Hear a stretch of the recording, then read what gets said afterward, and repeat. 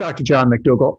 So people pretty much understand that extra protein is really harmful for the human body. The extra protein results in damage to the bones, liver, and kidneys.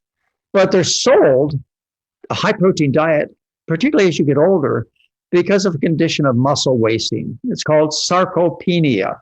This is an example of some people, John Mcdugall and his wife Mary, who are now 75 years of age and they've been in a recent interview. And you can see this video here. And they just look horrible. There's no way around it. They are aging like sour milk. They are frail, they are weak, they are clearly, a strong wind would knock them over. This is a real problem. And, granted, they're 75. Some people say, well, they're 75.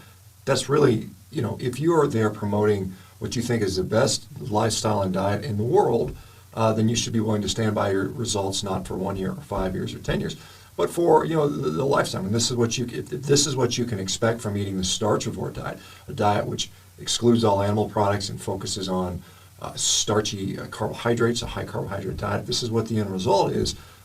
I'm not signing up for that. Okay, and maybe you could say, well, maybe he should have focused on weightlifting and strength training and more protein earlier on in life. And as Uncle Roger, would say, you fucked up. You fucked up, right? So this is, an example of what happens. We're seeing this with Dr. Michael Greger. He's frail. He's got no muscle mass. He's skinny fat. This is what happens to these vegans long term, over and over again. It is not a myth. It is something that happens in reality. Now, are there exceptions and ones that don't? Yes, but they tend to be in the minority, and those are people may go to extraordinary lengths to preserve their function, as they should, But for the general person, pursuing a vegan diet over long term without extraordinary efforts can be very, very difficult. It's giving yourself an unnecessary handicap. And I cannot tell you how many ex-vegans or vegetarians or plant-based people I've now taken care of through consultation that all tell me the same thing.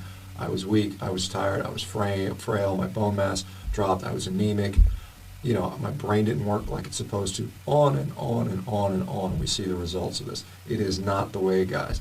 You may feel good for a few years in your 20s, these young people doing it. Oh, well, I feel good, save the animals. But then it wears on. It grinds you down.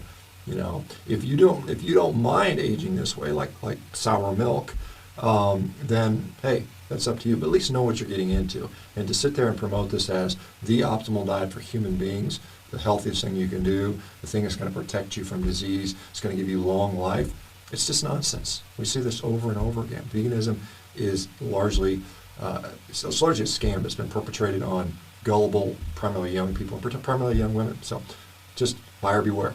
Guys, let me know what you think. Do you think Mcdugall looks great for 75 and his wife Mary, or do they look like reanimated corpses, which is what I kind of think they look like? All right.